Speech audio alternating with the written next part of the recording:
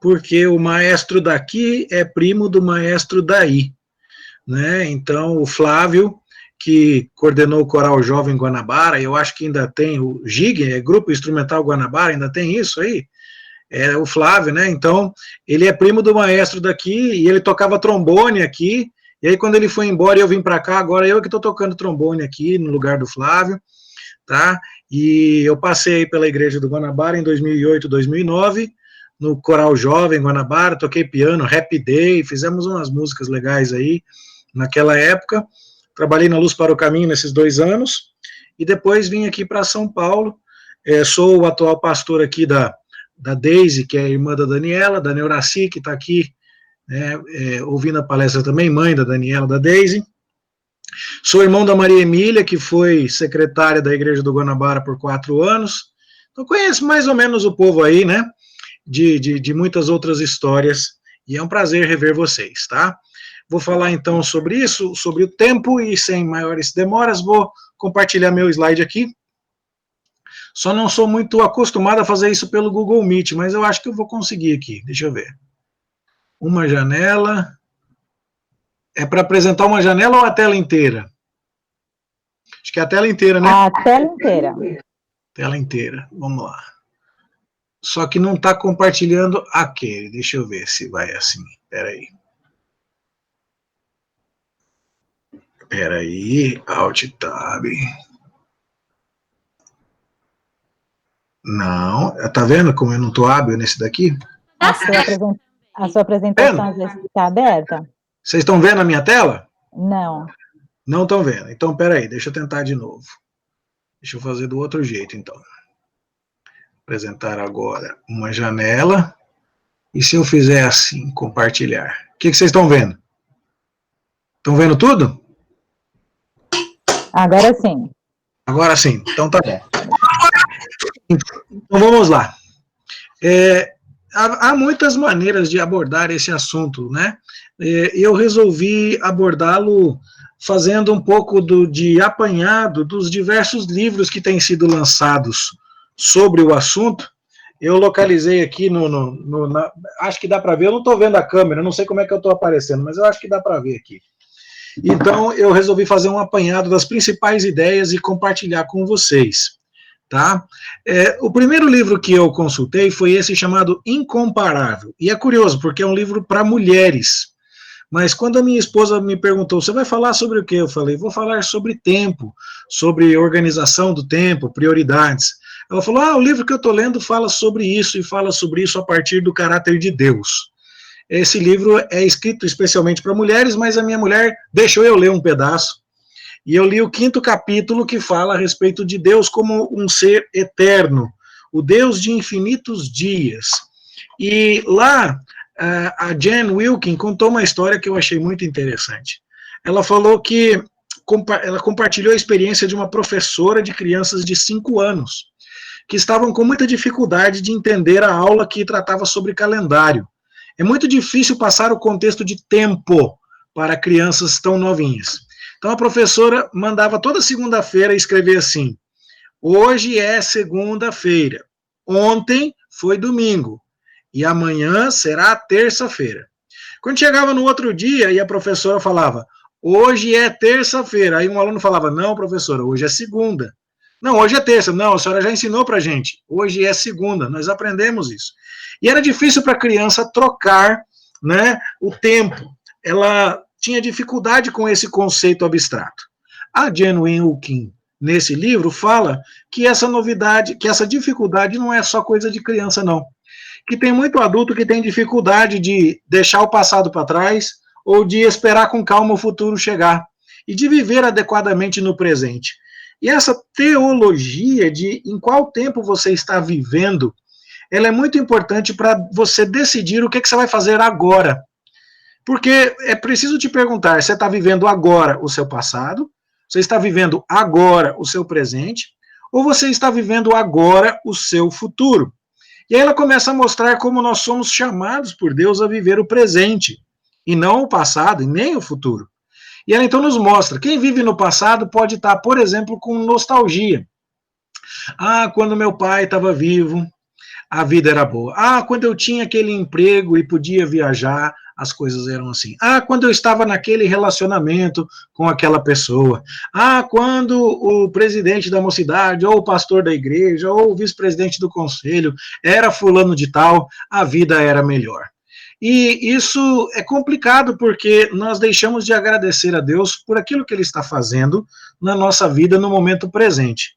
Não é pecado sentir saudade do passado e nem dizer como aquele tempo foi bom, mas isso é bastante diferente de cobiçar o passado, de querer permanecer lá e de se recusar a avançar em direção ao presente. Deus está trabalhando a nossa vida com o movimento do tempo e Ele quer usar o presente agora para produzir em nós frutos dignos. E então nós precisamos deixar o passado no seu devido lugar, que é o título, inclusive, de um livro que eu lhe recomendo com entusiasmo, se essa for uma questão difícil para você.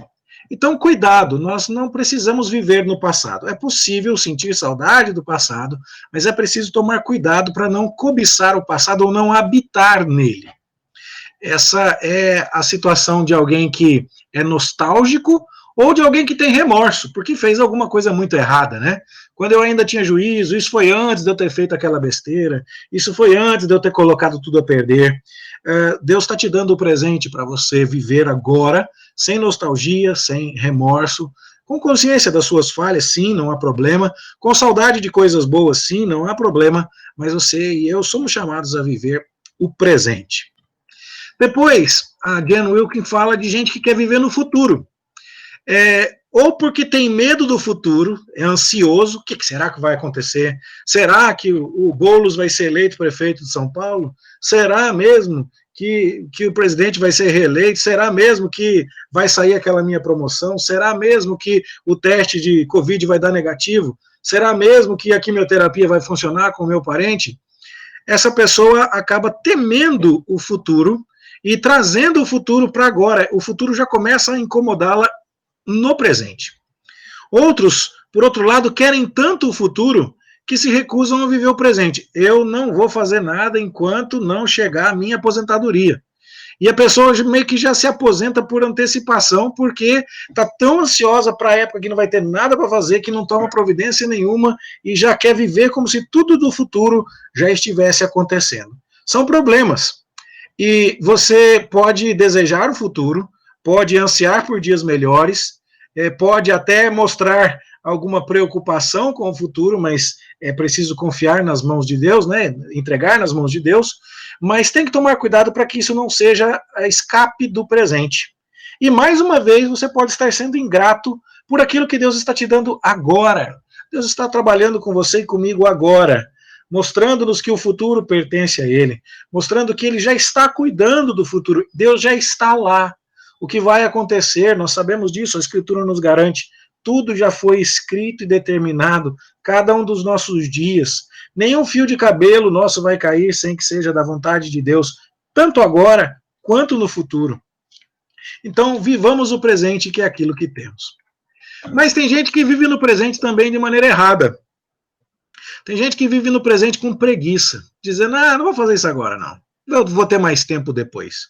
E trata o tempo presente como algo não precioso. Eu posso me dar ao luxo de desperdiçar o meu presente. Eu posso me dar ao luxo de simplesmente não utilizá-lo bem. E isso é preguiça. E é aquela pessoa que acha que sempre vai ter mais tempo para fazer. É o procrastinador, ou o preguiçoso mesmo, que não faz agora e nem nunca, e nem quando está em cima da hora. E por outro lado, tem o super ocupado. Aquele que acha, não, preciso fazer agora, preciso cuidar desse assunto já, amanhã não vai dar tempo, tem outras coisas para fazer. E o superocupado, ele é ao contrário do preguiçoso ou procrastinador, ele acha que nunca vai dar tempo de fazer tudo o que precisa. Se o preguiçoso acha que o tempo não é algo importante, o superocupado acha que o tempo não é suficiente, não é adequado. E então, essa frase aqui eu acabei esquecendo de mudar, deixei do slide do passado aqui, acabo de perceber um problema no meu slide, mas você e eu precisamos viver o presente entendendo que ele é precioso e que nós temos tempo suficiente para fazer o que Deus requer de nós. E se não tivermos tempo suficiente para fazer, nós devemos entender que isso está fora do nosso alcance e entregar isso nas mãos de Deus. O texto por excelência que Jan Wilkins comenta, quando fala a respeito do presente, é o texto do Salmo 90, onde você tem duas realidades importantes ali. O povo de Deus tinha adorado ao bezerro de ouro. O relato está lá em Êxodo 32. E tinha já demonstrado sua dificuldade de confiar em Deus. E eles foram até Cades Barneia e se acamparam ali, e Moisés mandou os 12 espias para que pudessem olhar a terra de Canaã, para que então definissem a estratégia de invasão de Canaã. E depois que os 12 espias passaram 40 dias olhando a terra, eles retornam e 10 trazem uma opinião pessimista e 2, apenas Josué e Caleb, trazem uma opinião otimista, fiel, crente, dependente de Deus. Deus se ira com aquela geração que desconfia dele e diz que para cada ano que eles passaram espiando a terra prometida, para cada dia que eles passaram espiando a terra prometida, eles teriam 1 ano de peregrinação pelo deserto. Salmo 90 é um salmo que Moisés escreve quando o povo já está com um bom tempo de deserto. E a pena de Deus e a disciplina de Deus está pesada. Então, Moisés pergunta, até quando, Senhor, né? E ele diz agora, ensina-nos a contar os nossos dias. Como que dizendo, Deus, nós não entregamos o futuro nas tuas mãos. E não fomos capazes de confiar que o Senhor cuidaria de nós e honraria suas promessas. Nós erramos no passado. E nós precisamos olhar para o tempo e viver no presente.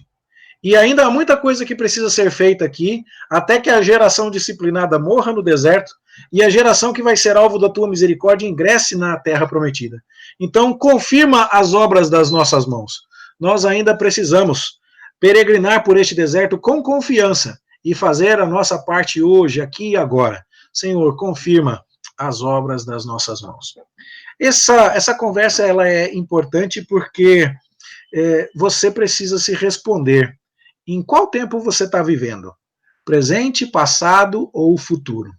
Você tem se deixado lamentar com saudade excessiva, inconveniente, alguma situação do passado que talvez não vá voltar mais? Alguma coisa que você perdeu e talvez não recupere mesmo? E tem deixado isso afetar as coisas de tal forma que as bênçãos e o tratamento de Deus para com você no presente não estão sendo adequadamente valorizados? Ou você tem permitido que o futuro atrapalhe a sua vida hoje, de tal forma que a ansiedade, que o temor acabem falando mais alto? Isso tem a ver com o quanto somos gratos a Deus pela vida que Ele nos dá hoje, o quanto fazemos uso adequado das oportunidades que Ele nos dá hoje, e o quanto nós temos uma teologia adequada a respeito do tempo. Nós precisamos contar os nossos dias de modo a alcançar coração sábio. Então, eu queria começar falando sobre esse capítulo da Jan Wilkins, no livro Incomparável, da editora Fiel, que eu recomendo a você, mulher particularmente.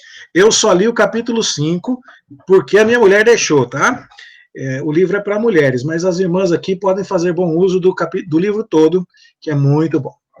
Por falar em tempo agora, eu queria comentar um outro livro com você. Isso aqui não é horóscopo, tá, gente? Isso aqui não é cabala, não é nada, não. Isso aqui é um calendário que mostra as festas do povo de Israel e como elas são comparadas com o nosso calendário solar gentílico. O calendário do povo de Israel é um calendário lunar. E os meses estão aí nesse azul mais escuro. E o nosso calendário gentílico, ele é solar. Ele está lá mais para dentro com um azulzinho mais claro. E o que é isso? Isso é um calendário das festas religiosas de Israel, conforme Deus deu ao povo de Israel no capítulo 23 do livro de Levítico. São 7 festas religiosas que devem ser celebradas todo ano. E você deve perceber aí que tem 3, Páscoa, Pães Asmos e Primícias, que acontecem no primeiro mês, o mês de Abib. Depois tem uma espécie de segunda chamada para a Páscoa, que é no mês de Ziv, mas essa aqui é só uma recuperação aí, para quem não conseguiu ir na primeira Páscoa. E depois, em Sivan, no terceiro mês, tem a festa de Pentecostes. Por último, você vai ter um terceiro ciclo de festas no outono, a festa dos tabernáculos, a festa do dia da expiação e a festa das trombetas. Nessas 3 ocasiões, lá no mês de Abibe, para a festa dos pães asmos, que era a mais importante, depois no mês de Sivan, para a festa de Pentecostes, e depois no mês de Etanim, para a festa dos tabernáculos, nessas 3 ocasiões, todo homem judeu maior de 30 anos de idade deveria peregrinar anualmente para Jerusalém.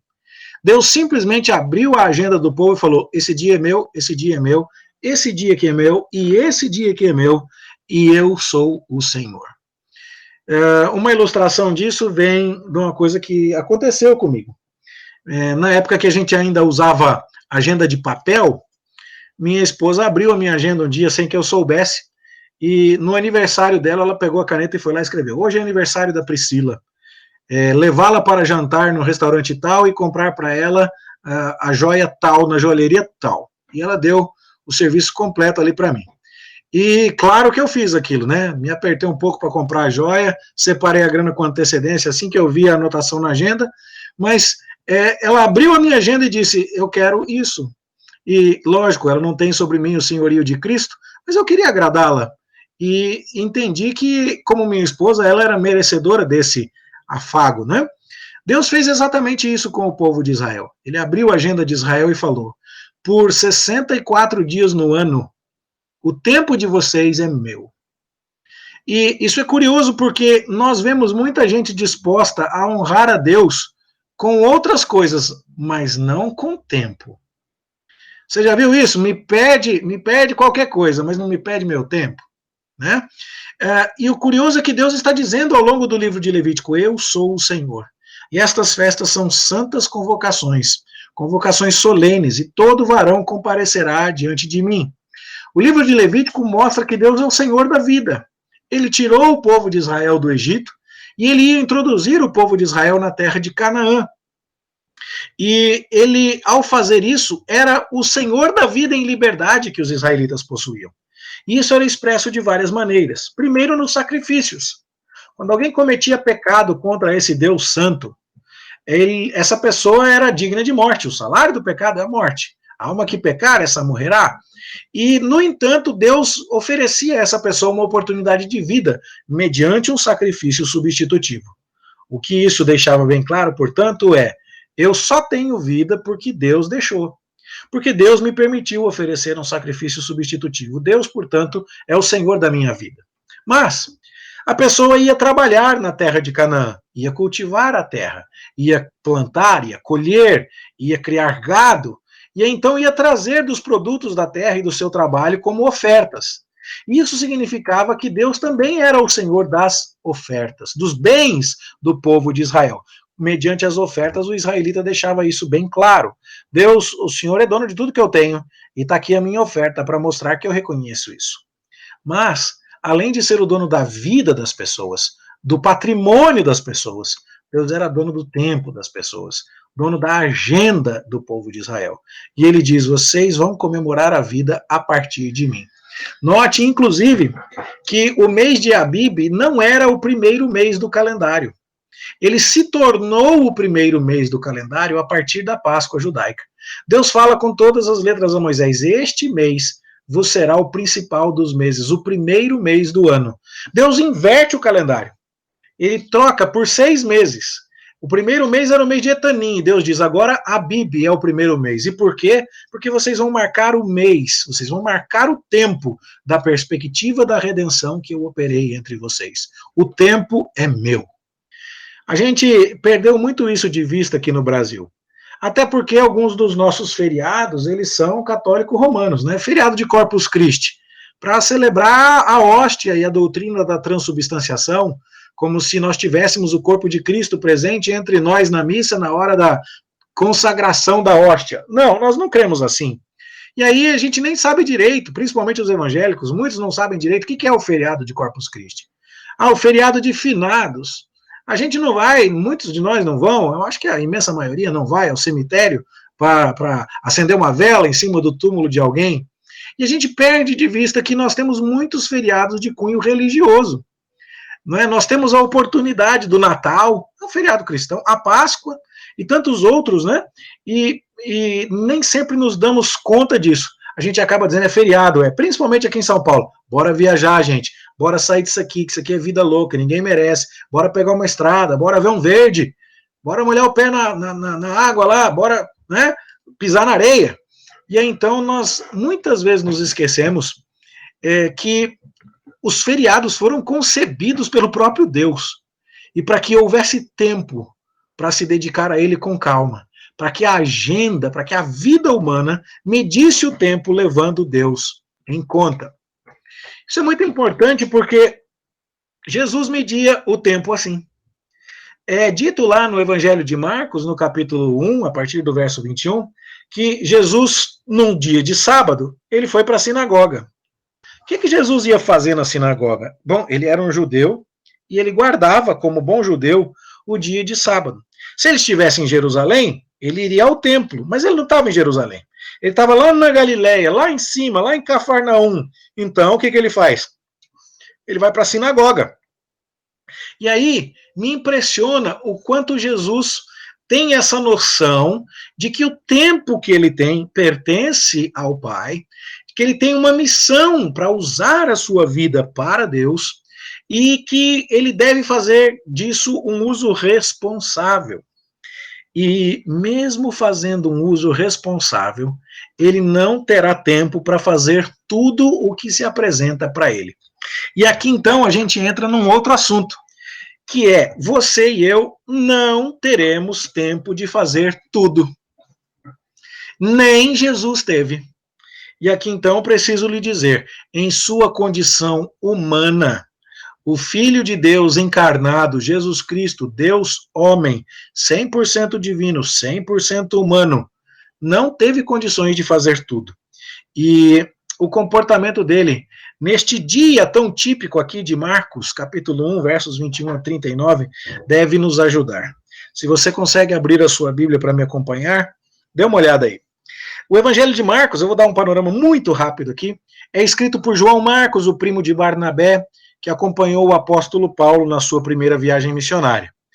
E João Marcos deixou Paulo após algum desentendimento, que nós não sabemos qual foi, na primeira viagem missionária, e foi para Roma e trabalhou ao lado de Pedro.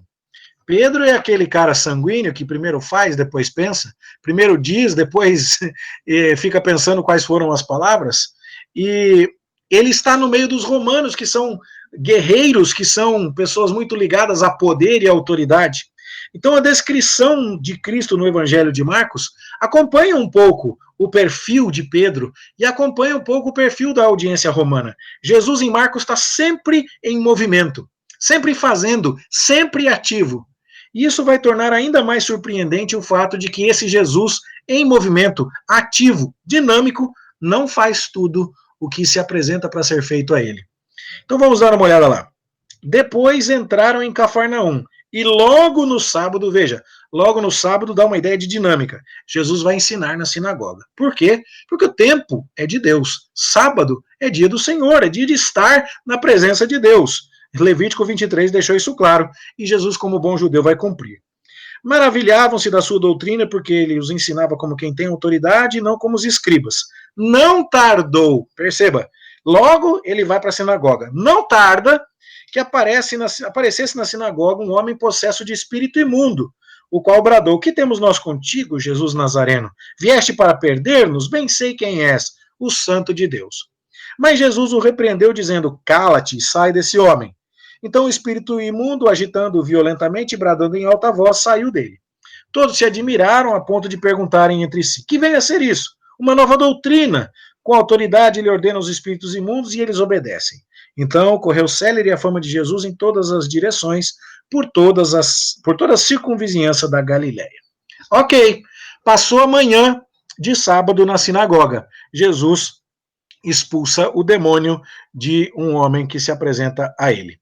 Bom, saindo eles da sinagoga, foram com Tiago e João diretamente para a casa de Simão e André. Perceba as expressões de tempo. Logo, não tardou, diretamente, vão para a casa de Simão e André. Quando chega lá, A impressão que dá é que Jesus ia pegar o controle remoto, já deu a aula da escola dominical dele, já expulsou o demônio, já resolveu um BO lá com a junta diaconal, e agora o que ele vai fazer? Pegar o controle remoto e assistir Netflix, dar uma relaxada, né? Mas não, a sogra de Pedro achava-se acamada com febre. E logo, perceba de novo a expressão, logo, lhe falaram a respeito dela. Então, aproximando-se, tomou-a pela mão e a febre a deixou, passando ela a servi-los.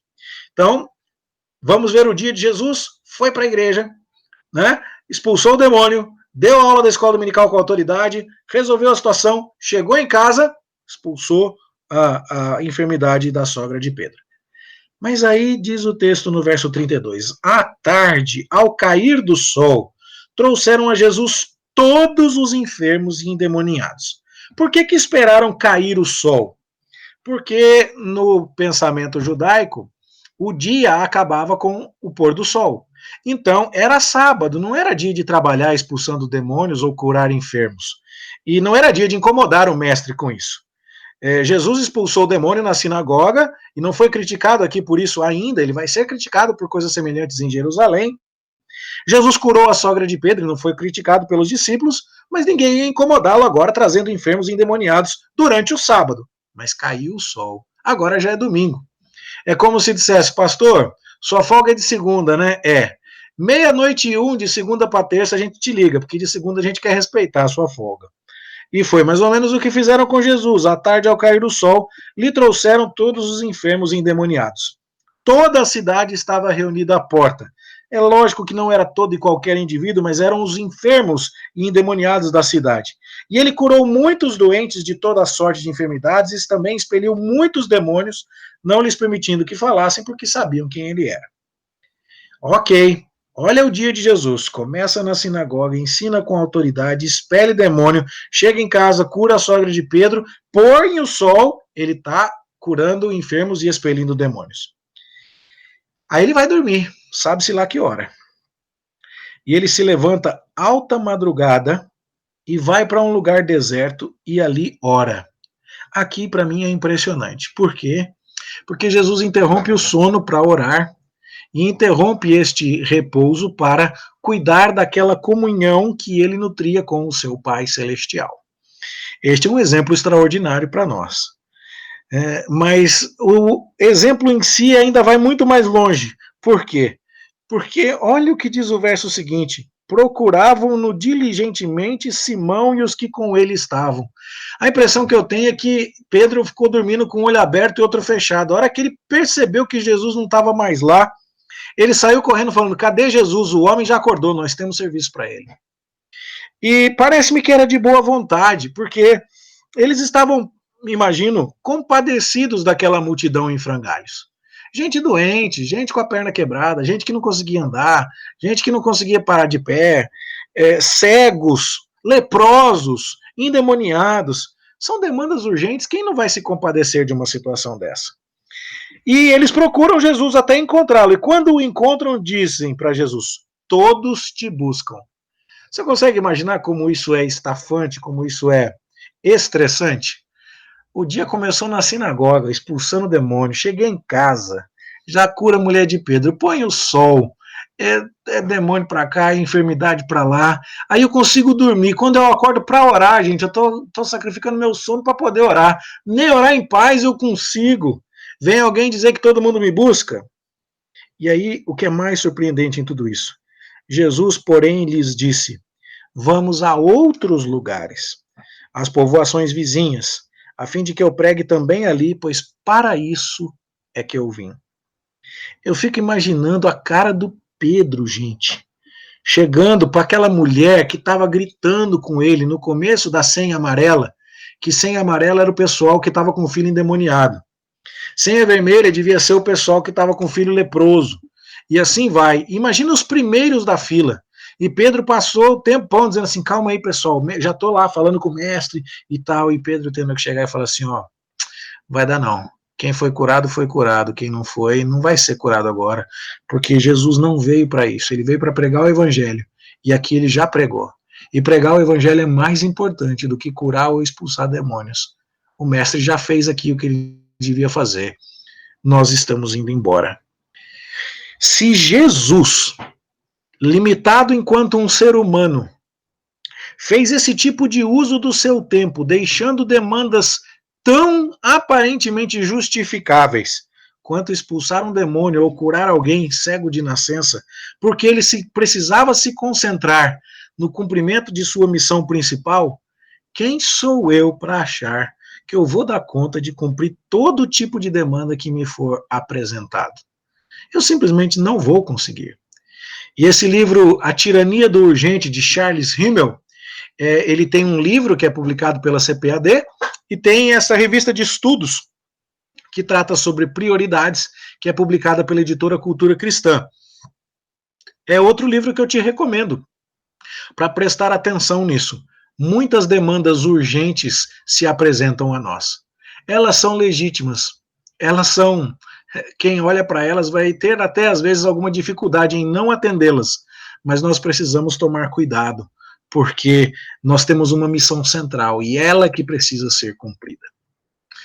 Falando dessa missão central, a gente lembra de duas irmãs, uma ficou brava com a outra, porque a irmã que está quase que gritando na orelha da outra aí, estava exigindo a ajuda da outra para uma tarefa acessória. E ela fala com Jesus, Jesus, o senhor não está incomodado que a minha irmã Maria fique aí me vendo apurada aqui em casa com esse tanto de coisa para fazer? E Jesus vai falar com ela, Marta, você anda agitada, você anda inquieta, você se preocupa com muita coisa, só que apenas uma coisa é necessária. E a única coisa que é necessária foi exatamente aquela coisa que a Maria escolheu. Ela escolheu a boa parte, e eu não vou tirar isso dela, não. É impressionante como demandas urgentes, como a Marta gritando na nossa orelha, vão se apresentar muitas e muitas vezes. E provavelmente Marta mora dentro da sua cabeça. Eu tenho um monte de Marta dentro da minha cabeça, falando, tem que fazer aquilo, tem que fazer aquilo, tem que fazer aquilo. Né? A Marta me estressa, de vez em quando. Ela cobra muita coisa de mim. E nem sempre Marta tem razão. Na maioria das vezes ela não tem. Para usar uma frase daquele livro, do slide anterior, né, A Tirania do Urgente, nós não podemos deixar que o urgente tire o lugar daquilo que é importante. E para usar uma frase do teólogo Gerhard van Groningen, um teólogo bíblico dos mais importantes do século XX, o mais importante é manter o mais importante como sendo a coisa mais importante. Como é difícil para nós nos concentrarmos no central. E qual é o central? Pergunta do catecismo. Qual é o fim principal do homem? Para que você existe? E a resposta a gente sabe desde pequenininho, é glorificar a Deus e gozá-lo para sempre. Né? Gozá-lo no sentido de desfrutá-lo. Interessante. Quer dizer que Deus dá para curtir? Quer dizer que Deus dá para desfrutar? Quer dizer que Deus dá para aproveitar? Sim, a Bíblia sustenta isso perfeitamente. Em tua destra há delícias perpetuamente. Deus é plenitude de vida. Deus é alegria. O fruto do Espírito é paz, é paciência, é bondade. Só coisa boa pode vir de quem está disposto a desfrutar Deus.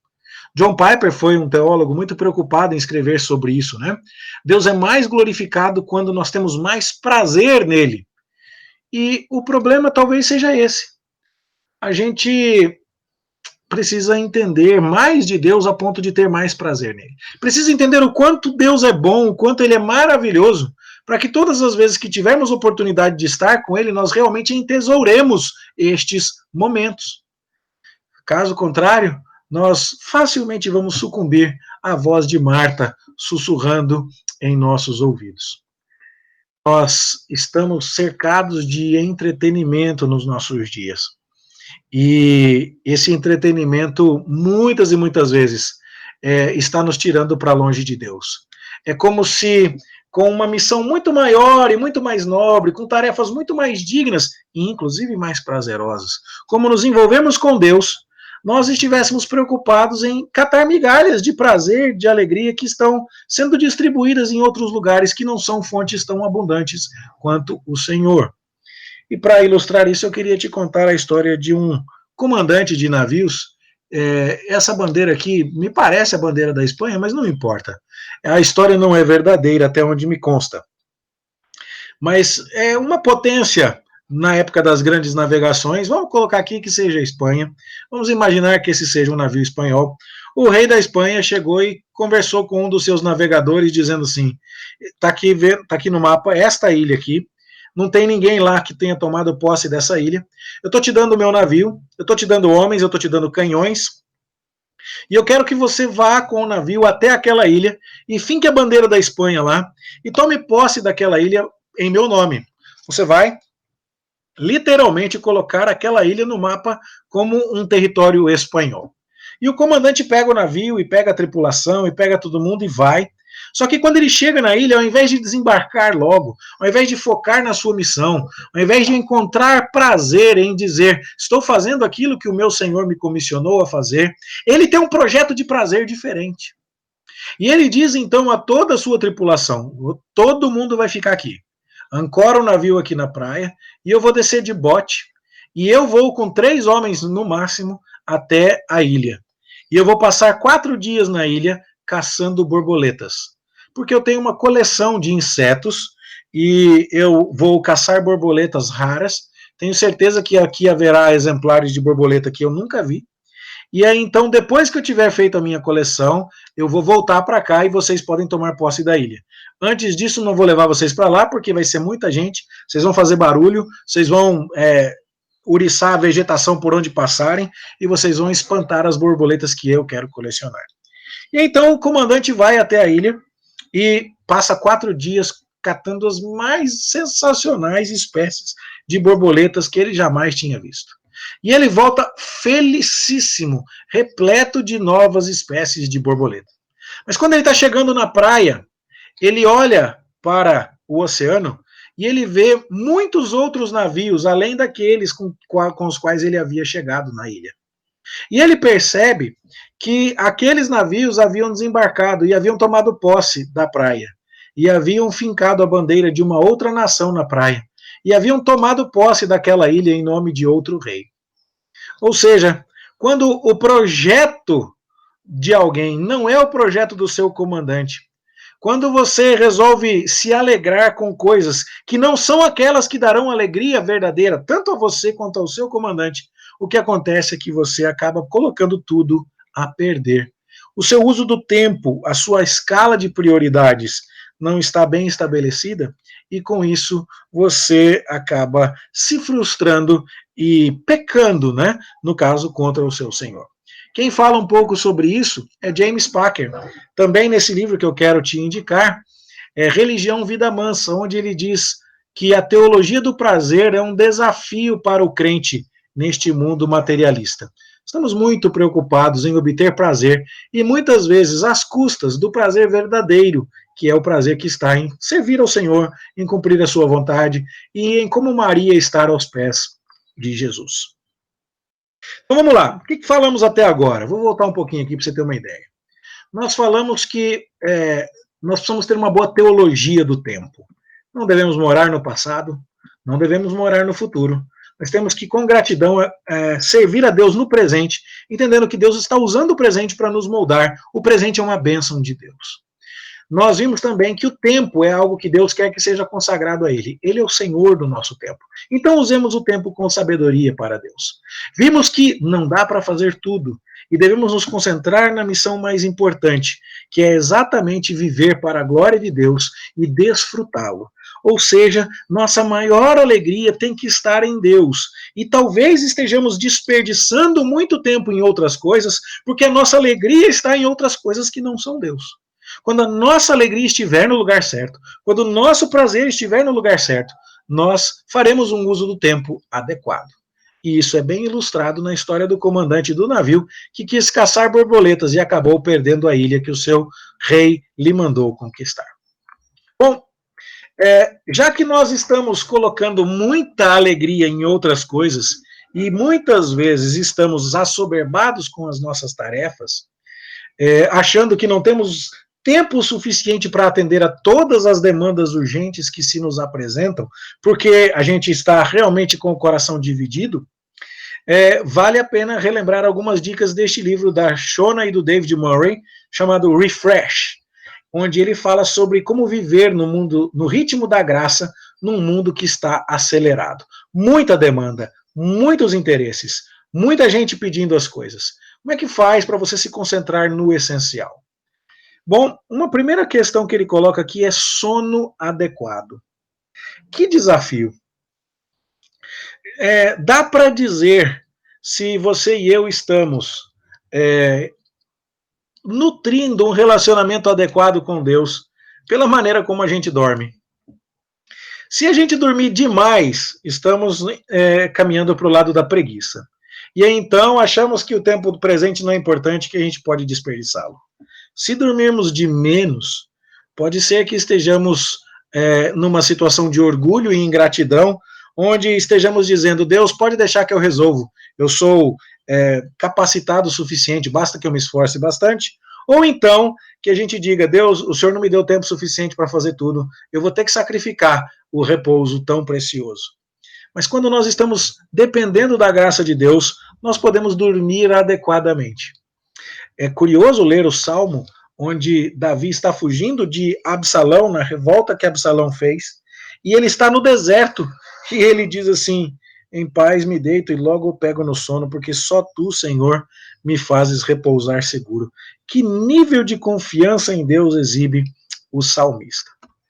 Você também deve se exercitar fisicamente. Esse é um desafio para todos, e para mim inclusive.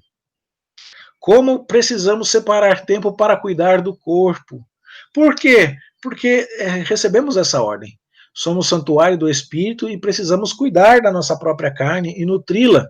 E isso significa que nós vamos dizer, Deus, eu posso dedicar tempo para cuidar do meu corpo, porque essa é uma tarefa que o Senhor me deu, e se faltar tempo para as outras coisas, eu estou procurando equilibrar tudo de modo a fazer aquilo que o Senhor requer de mim. Eu não vou conseguir fazer tudo, mas eu preciso cuidar da minha saúde como o Senhor mandou. Jejum de mídia, isso aqui é um negócio sério. Por que nós temos cada vez mais informação e cada vez menos tempo? Cada vez mais tecnologia e mais máquinas para fazer as coisas e cada vez sobra menos tempo para fazer o que precisa? E a resposta mais inteligente que eu já vi para isso é aquela que diz assim, é porque o computador foi inventado para resolver os problemas que você não tinha. Olha essa. O computador foi inventado para resolver os problemas que você não tinha. Eu sou de uma época em que a gente não tinha celular. Meu primeiro celular eu ganhei com 28 anos de idade. Você imagina isso? Meu filho, quando nasceu, já logo de cara não queria chupeta, queria mexer no celular do pai. Né? E o que acontece hoje? A gente consegue falar com todo mundo, todos os colegas da escola, do grupo, do primário lá de 10, 15, 20, 30 anos atrás, a gente localiza pessoas, né, e faz conferências virtuais como essa e tudo mais, e isso só traz mais demanda, mais demanda, mais demanda, mais demanda, mais demanda. Quanto tempo por semana você acredita que você passa se informando de um monte de coisa que você jamais saberia se não fosse o Facebook? E que você vivia bem sem saber daquilo até alguns anos atrás e agora parece que você precisa saber, senão você estará desatualizado. São demandas que a modernidade vai nos trazendo, mas que Deus nunca colocou sobre nós. Amizades. Como é interessante isso, estamos desaprendendo a nos desentender. O mundo está ficando descartável. Se a gente agora corre tanto e dá tanto trabalho para fazer tanta coisa que a vida nos exige, qualquer desentendimento a gente fala, dá muito trabalho resolver isso, basta eu bloquear no WhatsApp, bloqueio no Facebook, isso não me dá mais trabalho. E na verdade essas coisas fazem uma falta tremenda. Essa estrutura de relacionamentos que nos mantém com o pé no chão e que não tem nada a ver com amizade de Facebook, amizade de Instagram, não. Tem a ver com gente que sabe olhar na cara da gente e dizer, você tá bem, você não tá mal, você não me contou tudo, isso tá te incomodando que eu tô sabendo. Como é que a gente lida com essas coisas? O Shabat, que é o nosso tempo de descanso, o dia que a gente diz, hoje eu vou me deleitar em Deus, hoje eu vou me dedicar ao meu Senhor e descansar nele. Ou as férias, aquele tempo de viagem, aquele tempo de descanso, que muitas e muitas vezes a gente aproveita para outras coisas, para fazer curso, para fazer pós, para fazer a mudança, para colocar a casa em ordem, para pintar o muro, para fazer qualquer outra coisa. Nós precisamos lembrar, não daremos conta de fazer tudo, e precisamos investir em todas as áreas da nossa vida como bons mordomos e cuidar de todas essas esferas.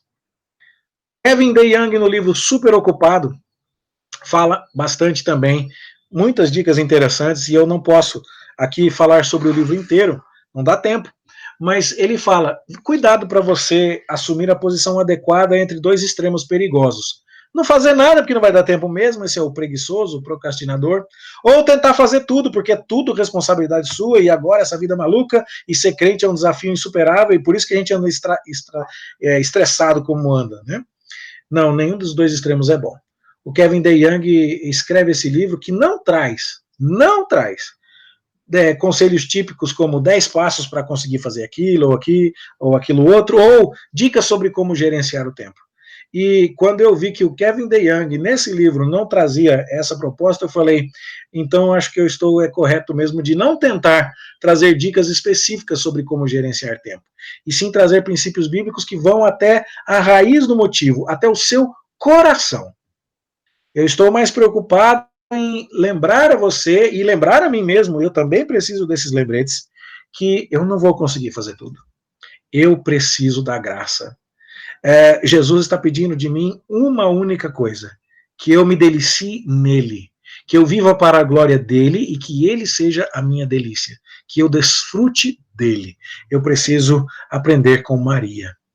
E aí, se isso acontecer, quando eu me dedicar às diversas coisas às quais eu preciso me dedicar, incluindo a minha saúde física, as minhas amizades, o meu descanso e as minhas tarefas, em cada uma destas coisas, eu estarei colocando o meu coração no lugar certo. Para não ter nenhuma dica prática na palestra, eu também achei que era demais. Então, eu selecionei 4 dicas aqui do livro do Kevin DeYoung. Cuidado com a tirania das telas. Você deve saber disso. O Facebook, ele sabe perfeitamente bem o que ele precisa colocar na tela para você continuar clicando. E isso vai viciando. Isso vai fazendo com que pessoas cada vez mais entediadas com facilidade simplesmente não consigam mais suportar o tédio. Hoje eu fui levar meu filho para fazer um exame de sangue no hospital, e é interessante como o hospital tem, o hospital infantil tem aqui televisão, videogame, parquinho, gangorra, para as crianças ficarem ali esperando o médico, porque a criançada de hoje não consegue ficar 30 minutos sentadinho esperando. Na minha época, quando a gente ia no médico, não era desse jeito. E isso tem nos ocupado demais, inclusive nos afetado demais, porque estamos desaprendendo a lidar com o tédio, com a frustração. O problema da puerigarquia, gostei dessa palavra no Kevin DeYoung. Pueri de criança, né, de pueril, de infantil, e garquia de governo, quando as crianças é que mandam. É curioso isso. Quem é que diz que hora que é para dormir? É a criança ou é o pai? Quem é que diz onde é que vai sentar no restaurante? Quem é que diz se tá bom ou não tá, se tá na hora de parar ou não, se pode ir lá fora ou não? E quando a criança apresenta as demandas dela como soberana sobre todo o resto, o pai e a mãe estarão estressados para atendê-la. Não faz mal dizer não pro seu filho, viu? Não faz mal, se ele estiver cheio de energia, você falar, vai pra cama cedo sim. Por quê? Porque a mamãe tá cansada e vai dormir, você vai dormir também. Porque a mamãe precisa conversar com o papai. Hoje é dia da gente ficar junto. Papai e mamãe vão ficar juntos. Filhinho, pra cama. Esse tipo de coisa vai abrir espaços importantes na sua agenda quando você se lembrar que as crianças não devem ditar o ritmo das coisas. Fazer o que Deus não espera de você, como se tudo dependesse de você, acabei já falando disso antes, e o orgulho que nos leva a achar que nós damos conta de tudo, e que acaba inclusive roubando de nós tempo para a oração. Eu gosto muito da frase de Lutero, quando ele diz assim, hoje eu tenho tanta coisa para fazer que eu vou ter que passar umas 3 horas orando.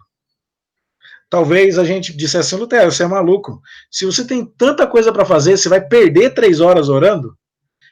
Parece que Lutero entendeu alguma coisa que a gente precisa entender também. A gente não vai conseguir fazer porque somos fortes. A gente não vai conseguir fazer porque temos capacidade. Não, faremos porque Deus nos ajudará. E vamos nos lembrar disso orando e pedindo a sua direção e a sua bênção. Por fim, 3 outros livros que você pode querer consultar. Reset, vivendo no ritmo da graça em uma cultura estressada. Note que esse é diferente do refresh que eu apresentei para você lá. Esse aqui é o reset. É outra coisa, também da editora Fiel. Este aqui, como observar o dia do Senhor. Isso aqui é sensacional. John Owen, puritano. Você pode procurar na internet também um artigo sobre os puritanos e o dia do Senhor. Está lá no site da Igreja Presbiteriana de Santo Amaro, onde James Packer vai contar como a teologia puritana introduziu mudanças significativas na própria cultura da Inglaterra, quando eles começaram a defender que o dia do domingo era não apenas um dia para ir ao culto, mas um dia inteiro para separar para o Senhor, para exercícios de piedade, para a busca de Deus, para deleite em Deus. E como isso mudou os rumos de toda uma nação. Eu creio que se você falar assim, pastor, eu entendi isso, eu quero colocar o meu coração no lugar certo. E aí? Planos mirabolantes provavelmente não vão funcionar. Se você disser, não, de agora em diante eu farei tudo, vou comprar uma agenda, vou ler todos esses livros aí que você indicou, vou fazer tal, você começa com um plano muito ambicioso. Comece com um plano realista. Meu plano realista será, eu dedicarei o meu domingo para me alegrar em Deus. Minha alegria será estar na casa de Deus, ouvir a palavra de Deus, me encontrar com o povo de Deus, ensinar os meus filhos a verdade de Deus, refletir sobre as coisas de Deus. O meu domingo será um prazer que não excluirá o Senhor. O dia é dele, não a parte da manhã que compreende o culto matutino e escola dominical. Ou não só a parte da noite compreendendo o ensaio do coral e culto vespertino. Não é isso.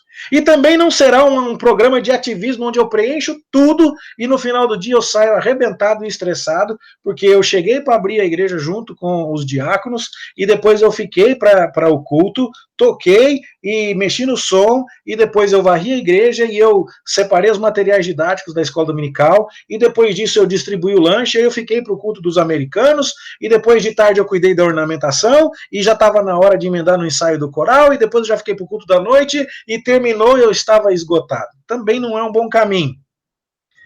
Mas como é que você tem vivido o dia de Deus? Note, Deus não falou assim, separe-me amanhã. 6 dias você trabalhará, mas amanhã do 7º dia é um dia do Senhor. 6 dias você trabalhará, mas o período vespertino do 7º dia, preste atenção em Deus. Deus abriu a sua agenda e a minha, diziam os puritanos. Diz John Owen, eles entendem aqui que este é um mandamento que está entre os 10, escrito em tábua de pedra.